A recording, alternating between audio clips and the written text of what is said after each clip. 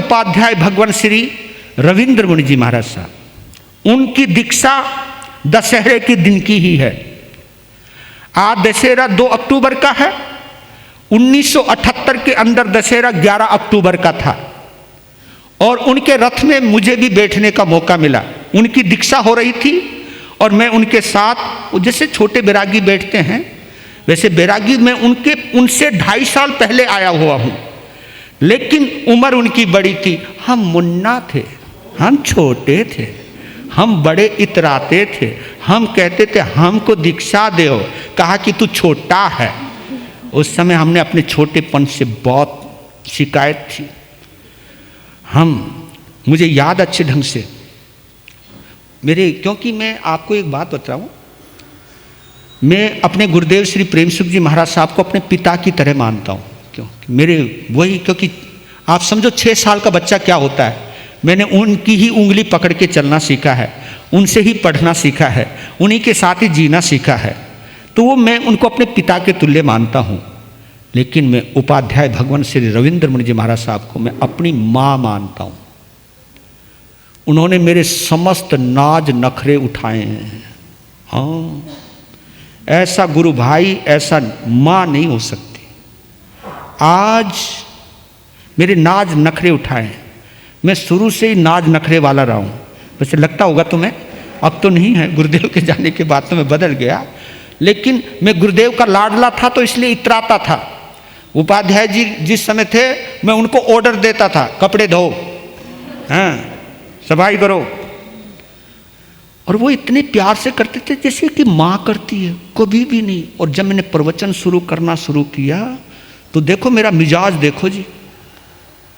शुरुआत में नहीं करूँगा, मैं 2-4 लोग आते मैं उनमें मैं प्रवचन करूँगा। तो उस समय उस माँ जैसे हृदय वाले महात्मा उपाध्याय भगवान को मैं नमन करता हूँ। उन्होंने कहा तू चिंता मत कर, पहले मैं करूँगा, तू जब पब्लिक जम जाएगी तब तू करना। उन्होंने मुझे प्रवचन करना सिखाया, उन्होंने मुझे पहनना सिखाया, उन्होंने मुझे पढ़ना सिखाया, उन्होंने मुझे बोलना सिखाया, और सच कहूँ तो उन्होंने मुझे जीना सिखाया। वो भी ब्राह्मण कुल के हैं। उनका जन्म दिल्ली सदर बाजार, गली जाटान, ब्राह्मण कुल में उनका जन्म हुआ। मैंने उन जैसा बैरागी नहीं देखा किसी को, और उनके माता पिता जैसा मैंने माता पिता नहीं देखे। 6 भाई थे वो, एक बहन थी। और देखो क्या गजब की बात हुई। उनके पिता का नाम है शंकरलाल शर्मा, उनकी माँ का नाम है दुलारी देवी शर्मा। तो शंकरलाल शर्मा जिस मकान में रहते थे उस मकान में 3-4 जैन लोग भी रहते थे, किराए पे जैन लोग भी रहते थे।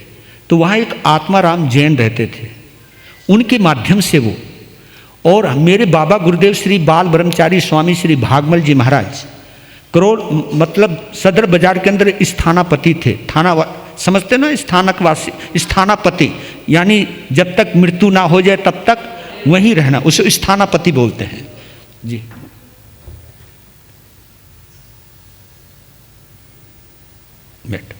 स्थानापति थे। तो उनकी सेवा में मेरे गुरुदेव श्री प्रेम सुख जी महाराज उनके शिष्य थे छोटे। तो एक बार उनके पिताजी से बात कर रहे थे शंकरलाल शर्मा से कि तुम्हारे कितने बेटे हैं। उन्होंने कहा 6। क्या तुम मुझे छोटे वाला को दे दोगे? जबकि देखा नहीं। और उपाध्याय रविंद्र मुनि जी, उनके बचपन का नाम है रविदत्त शर्मा। रविदत्त शर्मा ने मेरे गुरुजी को भी नहीं देखा। कहा कि मैं तो दे दूंगा, पर लेकिन उसका मन तो होना चाहिए। तो शर्मणोपासक जैन पब्लिक स्कूल के अंदर वो पढ़ा करते थे। शर्मणोपासक जैन स्कूल के अंदर, पब्लिक नहीं, पब्लिक तो प्राइवेट हो जाता है, जैन वो गवर्नमेंट एडेड था, जैसे आपका स्कूल है ऐसे वो भी था। तो वहाँ वो पढ़ा करते थे, 9वीं कक्षा के विद्यार्थी थे वो। तो जिस वक्त वो उनको मिले तो तुम मुझे छोटे बेटे को दे दोगे? हाँ मैं तो दे दूंगा, उसका भी तो मन होना चाहिए, तुम उनसे पूछना। वो पूछा और कमाल है, जैसे पूछा कि आज मैं प्रेम सुख जी महाराज के पास गया था तो वो तुम्हें मांग रहे थे, तुम संत बनोगे? हाँ, ये योग होता है।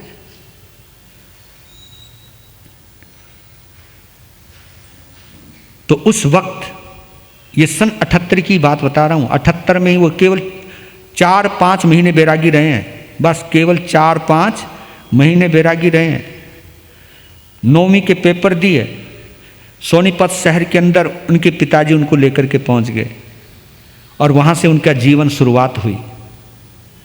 और उसी 78 के अंदर 11 अक्टूबर 1978 को दशहरे के दिन दीक्षा हुई। और दीक्षा का वहाँ जो मैंने देखा है, नहीं तो मैंने जैन कुल के घरानों में से जन्म लेने वाले और दीक्षा लेने वाले माता पिता को भी अपने बच्चे की विदाई के वक्त रोते हुए देखा है।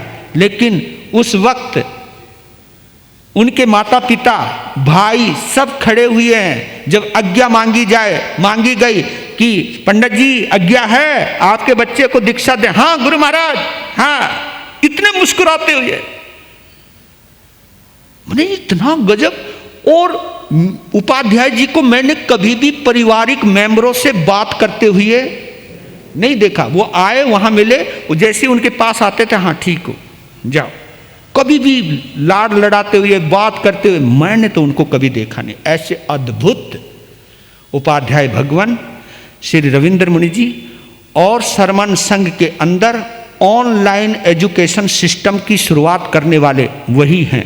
उन्होंने एक विचार किया कि एक एक पंडित को एक एक टोले के पास भेजेंगे तो इतना पैसा कहाँ से आएगा। तो उन्होंने ऑनलाइन एजुकेशन के आधार पर संस्कृत, प्राकृत, इंग्लिश और शास्त्रों को, और अहमदनगर के अंदर त्रिलोक रतन जैन पाथर्डी बोर्ड परीक्षा केंद्र है जो आचार्य भगवान श्री आनंद ऋषि जी महाराज के द्वारा स्थापित किया, परीक्षा बोर्ड पाथर्डी, उसकी परीक्षाएं हमने भी दी है, शास्त्री तक हमने भी दी है। तो उसकी परीक्षाएं श्रावक श्राविकाओं को, साधु साध्वियों को करवाने की प्रेरणा देते हैं। तो ऐसे अद्भुत उदार मना, मैंने सरमन संघ का, मैंने असली सरमन संघीय संत मानता हूं उनको। क्यों मानता हूं? क्योंकि उनकी एक ही सोच है कि मैं सरमन संघ के 1300 साधु साध्वियों के लिए काम करूंगा। वो कभी ये नहीं मानते कि मैं पंजाब संप्रदाय के संतों के लिए काम करूंगा या मैं महाराष्ट्र के लिए काम करूंगा। नहीं तो हमारे लोग, हम अपने अपनी संप्रदाय से बंधे हुए रह जाते हैं, लेकिन वो शख्स बंधा हुआ नहीं है। ऐसे अद्भुत उदार मना उपाध्याय भगवान श्री रविंद्र मुनि जी महाराज साहब के 48वें दीक्षा दिवस की हार्दिक यहीं से उनको शुभकामना दे रहा हूं, आप सभी की ओर से दे रहा हूं। उनका चतुर्मास देहरादून उत्तराखंड प्रेम सुख धाम में, प्रेम सुख धाम को बने 33 साल हो गए, पहली बार चतुर्मास कर रहे हैं वहाँ। कभी उन्होंने चतुर्मास नहीं किया, पहली बार वहाँ चतुर्मास किया। और मेरे संघ के जो उत्तर भारत में गए थे दर्शन करने के लिए, सबसे पहले वो वहीं पर गए, हमारे अध्यक्ष जी के नेतृत्व में यहाँ का जो प्रतिनिधि मंडल गया। तो मैं यहीं से उनको बहुत बहुत वंदन नमन करता